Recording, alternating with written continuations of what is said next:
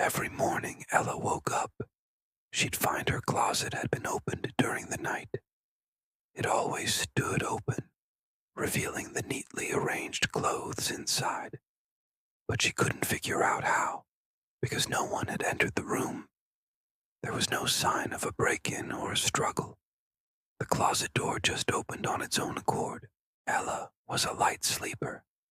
Every creak and whisper of the wind sent shivers down her spine. So naturally, she hated the sound of the door opening and closing in the middle of the night. At first, she thought it was her cat, Mittens, but the closet door would open even when Mittens wasn't home, and she knew it wasn't her dog, Duke, because he was too big to squeeze through the narrow space between the door and the frame. Then, one day, she had an idea. She grabbed a nail and gave the closet door a resounding smack. Now every morning the closet door stayed shut, but one night it opened anyway. Ella decided that this time she would stay awake and find out what was going on. But she had barely managed to keep her eyes open for 10 minutes when she drifted off to sleep. And then she had a dream. She was standing in her closet, watching herself sleepwalk over to the closet and open it. In her dream, she watched as her sleeping self smiled at the sight of her neatly organized clothes. And then she woke up. Ella sat up in bed, her heart pounding.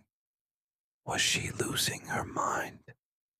Had she really just seen herself smiling in her sleep? And why did she have a dream about her closet? Had her subconscious self finally given up on hiding the truth?